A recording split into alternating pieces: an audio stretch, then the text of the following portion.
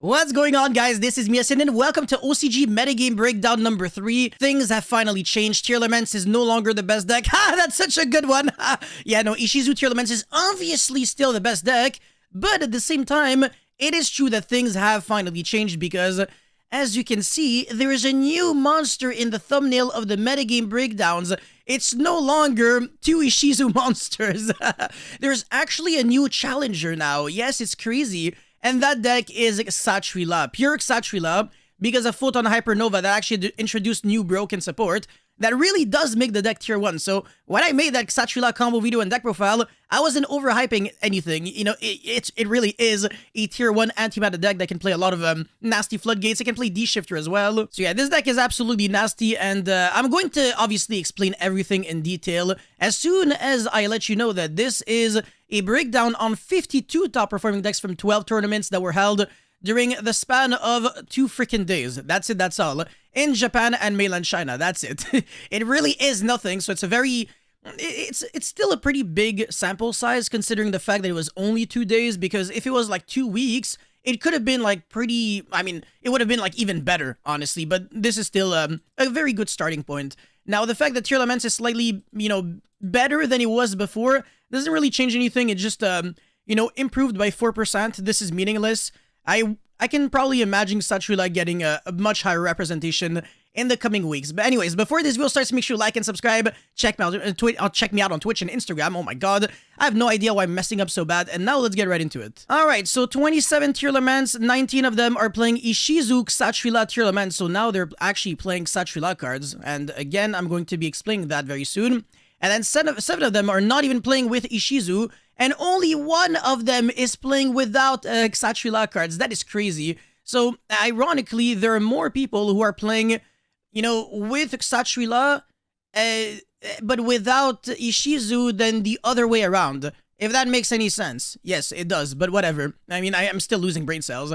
In second place, this is actually hilarious. So 9 pure Kashtira, no, 9 Kashtira, 8 of them are pure, and 1 is dinosaur. Like, what the hell?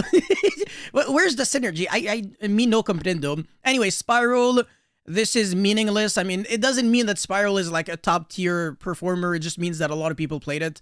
But yeah, Kashtira Spiral, like, what the frick?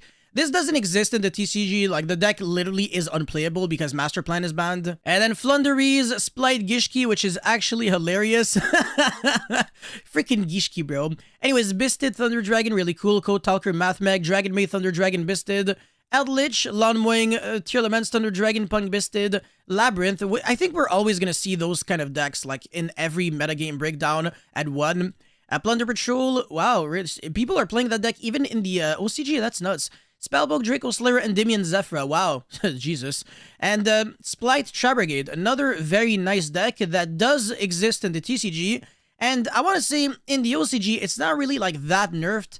Like, pure Splight is unplayable, but Splight Trabrigade is still somewhat decent. Anyways, for Tearlaments, so Kai went 9-0 and finished first in a 58-player tournament, which is not too bad. And now everybody's playing with Tearlaments Kashtira, which is like an extender that also kind of mills cards, so it is kind of like the new replacement for Keldo, the Possessed Statue, and Agido, which is interesting because, I don't know, I felt like those cards were so unfair that you always wanted to max them out. But now, even if people can play Agido and Kelbeg, they're like, nah, screw it, I don't even want to play them. Yo, yeah, everything changed like so much, it's ridiculous. I can't believe the ISHIZU cards actually managed to somewhat get POWERCREPT just a little bit. But I mean, it was to be expected because the Kashtira cards are just stupid. They're really idiotic. Anyways, Prime Planet Paraisos is another new card that can search a Kashtira monster, so that's the field spell. This card's really nasty. So you can either search for Fenrir or for the Tearlaments, but either way, the Fenrir can search the Tearlaments. So, you know, imagine when your monster is like both a Tearlaments monster and a Kashtira monster. Like, you have 11 field spells to search it. It's stupid. And also, Kashtira Unicorn and Papias are being played in the, you know, side deck because you can make the Arise Heart, which is a, you know, it's a Dark Law for both players. But yeah, I mean, if you go first and you summon this, you win the game. You obviously can lose to, like, you know, spot removal like Mind Control, Regeki, and stuff like that, but it doesn't matter. If you're skillful at the game and you can actually search the crime, then you really don't have to care about that. I want to say the deck really went... It looks like it went from, like, super combo heavy almost to, like, more of a mid-range feeling. but that might just be like incorrect because, you know, when we think about it, a lot of cards here are like one card combos now. Like Fenrir is actually insane on its own. This is like another kind of just an extender that mills and gets your engine started, and you can even make it Kalos with it, which is it's so crazy, man. I can't believe these cards are like that good. And even Unicorn is like a really good card, and Papias is a spell card that summons a monster from the deck, so obviously it's pretty much like a very easy combo that allows you to go into the Arise Heart. But actually, Arise Heart is something that you can make without even requiring the Shangri-La, and, well, the Shangri-La to trigger. The way you do that is that your opponent's, Shangri-La triggers on your own turn, and then you can summon a Rise Heart using, like, any of your monsters. So that's actually really nasty. So, like, going second against, like, pure Kashtira, this is such a nasty play that you can have access to. I can't believe...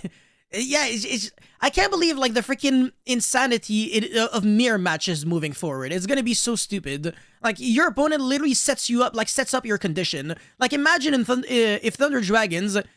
if your opponent used like a Thunder Dragon effect, you could summon Colossus without even like using your own effect. That's basically what it is for a Rise Heart. Anyways, so yeah, it would provide options for a Rise Heart. Obviously, like I said, Prime Planet Parasos could add the Unicorn, which would summon itself, search the Papias, and then summon the Fenrir. Fenrir would search for the Tearlaments, and then the Tearlaments would be summoned and banish Papias from the grave. Unicorn, Fenrir, and Kashtira would be used to Xyz summon a Rise Heart. So it's a one-card combo that pretty much ends on a hard-made Rise Heart, which is actually pretty funny. You need a bunch of cards to achieve it, though, so, I mean, sometimes it might be a little bait because... the field spell is actually not a Tearlaments, it's not a Tearlaments field spell, and it's also not a Kashtira field spell, so you cannot search it with the Unicorn, which is unfortunate. It's kind of like the, Tearlaments field spell that is also not a Tearlaments. But, I mean, the new one actually is, but it's not really good. It's only like a Foolish Burial for an Aqua. Anyways, a Rise Heart's continuous effect, like I said, is basically a Dark Law, and that would conflict with your strategy, so you do it at the very end, but the important thing is that it really doesn't matter that much because if you can insta-win against your opponent and also banish cards, it's just gonna be insane. Like, imagine if Dark Law had that effect where you could banish, like, a card on the field face down during either player's turn. Like, imagine how ridiculously idiotic it would be. But yeah, if the opponent activates Shangri-La exactly like I said, then you can use Mind Control to steal one of their Kashtira monsters and then make your own Arise Heart. So see? This is the nasty play that I was referring to, and I actually realized it when I was making combos for Kashtira. I was like, wait, hold on. I can't believe going second actually feels even better than going first. I don't even want to go first in a Kashtira mirror, like, at all. If you're going second and you have cards like Mind Control, Change of Heart, Jesus, you can break boards so freaking... It's just nasty, and triple Tactic Talents as well. So if you want to have, like, if you want to make a good investment for the future... though it's not like these cards were expensive or anything. Well, maybe triple Tactic Talents is really expensive. But yeah, Mind Control, Change of Heart, anything that steals, it has a lot of potential. Maybe Enemy Controller as well. But yeah, those cards you definitely have to incorporate in your strategy because, like I said, being able to make your own Arise Heart using your opponent's monster without even using your own Shangri-La is stupid. But yeah, anyways, the Bisted monsters are no longer being main deck, so now we have triple Magnamut and one Druid Worm in the side. I believe this is the Scareclaw Kashtira monster. I don't really know if it's really worth playing, but it's only a one-of, so I guess it might make sense. And then, yeah, one Nibiru, double Cow by the Grave, the Papias, and this is Triple Tactic Tasking, a very interesting card. So it's very similar to Triple Tactic Talents, but unlike Talents, it doesn't matter if your opponent used a monster effect on your main phase. You can get hit by a Shifter on standby, and the Triple Tactic Tasking would still be live.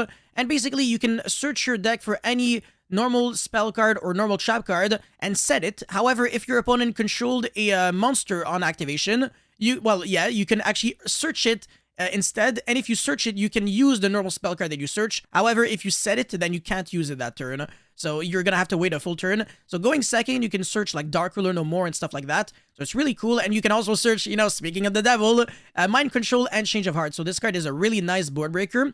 I really recommend it in a format where people are always using the effect of a monster on like standby phase, so it's always better than Triple Tactic Talents because of that. But if people are also consistently using effects of monsters on main phase, which still relies on you performing some actions, then, maybe Triple Tactic Talents could be the play. However, I would not really recommend ever playing 3 copies of this card. I think it's a little overkill. Maybe 1 to 2 copies definitely makes sense. maybe try to diversify the amount of board breakers and anti-hand trap cards you're playing. But yeah, this deck list is really cool to look at. I want to say I agree with it. It's definitely logical. And by the way, if you're wondering why Asa is being played, it's because the ISHIZU monster are all Earth and Fenrir is Earth. So you can use one of the ISHIZU monsters and any of your other monsters to make Asa, revive back your opponent's Fenrir, and then search with it. So that is really, really awesome. Like, this card is just so cool. And the Dark is there for obvious reasons. And the Xyz monsters are also there for very obvious reasons. And nobody's playing Diviner of the Heralds anymore. People just cut it because it's 2 slots in your extra deck because of Elder Entity Entis as well as Baron de Fleur. But yeah, anyways, now we have the Kashtira monster, the Kashtira deck, sorry. This is pure, very similar to what I played and showcased on my YouTube channel. Go check out my Kashtira combo video, by the way, if you don't know how this deck operates. It's very interesting. It's a rank 7 deck, but not really because you don't have to Xyz summon. Like, you can if you want to, but nothing forces you to do that. Now, you can play Pot of Extravagance or Pot of Prosperity in your deck. The world is your oyster. Now, I really do like the fact that, he was like, I'm playing Ash, and they're all level 7s. Might as well also throw in a Baron. Might as well, while I'm at it. And a few Link monsters that we will absolutely never summon because you're very often locked under Xyz summons only because of your cards. But yeah, this deck is extremely powerful. It is a mid-range deck, in case you're wondering, is this like a control or combo deck? It's neither one of them. It's very similar to like Sword Soul on how it operates. Like it has combos, but it's not a combo deck that loses really hard to hand traps. Like if you Ash me on my Fenrir, I don't really care because I still have Fenrir on the field, which is a pretty nice interruption. And on top of that, I have a bunch of hand traps in my hand or other kind of cards. As you can see from your own eyes, this deck plays a lot of utility cards. Double Shifter, triple Ash, triple Maxi, triple Imperm, double Tactic Talents, double Combat the Grave, the Cross Out, etc. The list goes on. A lot of consistency cards as well. A lot of one-card combos, so Fenrir and Unicorn being one-card combos. Papias and the Field Spell, Terraforming, Prosperity that can most likely get you your missing piece. And then this is the Scareclaw one. I think it is explained here. So yeah, Prime Planet Parezos adds the Kashtira monster from her deck, increasing the consistency of Kashtira. And then Rise Heart, Kashtira, and Papias are extenders that aids in making rank 7 plays. This is the Rise Heart, the level 4 monster. It transforms itself into a level 7 by banishing a Kashtira card from the deck. And I believe when Papias is banished, it has like the best effect because you can recycle back one of your other Tearlaments, oh my god, I keep saying Tearlaments, Kashtira banished cards to your hand. This card is ridiculously unfair.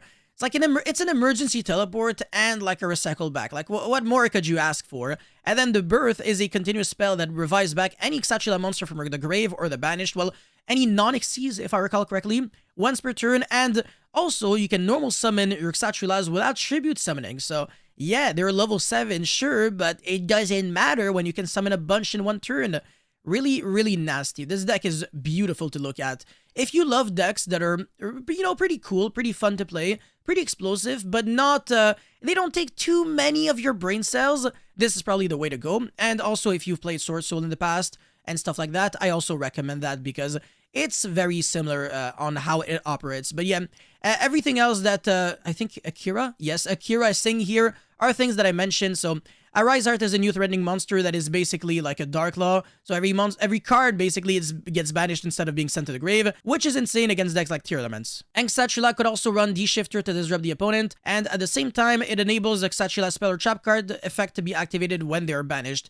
Absolutely, yeah, because they all have very relevant, well, semi-relevant effects, but yeah, like I said, the Papias is the best one, the one that summons from the deck. And the side deck, as you can clearly see, is probably the main reason why this deck terrifies me the most, because it doesn't care about the normal summon. So Lava Golem and Sphere mode are free real estate. Like, you can play them with zero drawback whatsoever. It's very similar to like Rune Exploit. So yeah, you can there might be a world in which this might be the best deck, but you have to master the mirror match because, as I clearly mentioned 20 billion times, I hate repeating myself, the mirror match is cancer. Like, you'd rather go second because of a Rise Heart being so whack. Yeah. Lava Golem, Pancratops, Book of Eclipse. Oh my god. Triple Tactic Tasking. Again, people are playing it as a 1-of, not as a 3-of. So yeah, don't go thinking that this card is going to be the next tier 0 card, but it is a very, very powerful card. And then Triple Appointer. Yeah, they have... I feel sorry for the OCG. They still have this card of 3 Solemn Judgment, and of course, it's your boy Duster. So yeah, in conclusion, Tearlaments is obviously still the best deck, but Kashtira is actually following them, and they're off to a very, very good start. Are you kidding me? 17.3%? My man, that's actually like arguably better than Splight when they were in second place. So this is very nice. And then Photon Hypernova clearly had a pretty big impact. Most Tearlaments decks are running a mix of Kashtira in their builds, as well as, you know, ISHIZU for the most part. But one of them chose to play only ISHIZU with no Kashtira. But a few of them chose to play Kashtira with no ISHIZU. So that's something that you have to keep in consideration. Book of Eclipse is now seeing even more play in the side deck to counter Kashtira. So yeah, you flip down the Shangri-La on the draw phase, because I believe this only summons during the standby phase. So that would be an issue, but Book of Eclipse makes your opponent draw cards, so it does lose to Ash, which unfortunately kind of sucks. And yeah, triple tactic tasking, as I said, is also being played in the side deck. Going second, you can fetch a board breaking card or a floodgate. Like if you're getting hand trapped, you can set the Appointer of the Red Lotus and then you win even more. So again, there might be a world in which playing hand traps might not even be the play, and you just want to play board breakers so that you never allow your opponent to use like triple tactic tasking or talents against you. Of course, Imperm is an exception to the rule. That is the one hand trap that honestly I always recommend playing because it really has no drawback. Like, it doesn't lose to Cobb by the Grave either, or like anything really, and it's really hard to dodge, and you can draw it for a turn and it's still good. Imperm is incredibly good. But yeah, that's pretty much it for this OCG metagame breakdown. Thank you guys so much for watching. Don't forget to like and subscribe, and I'll see you guys very soon. Peace.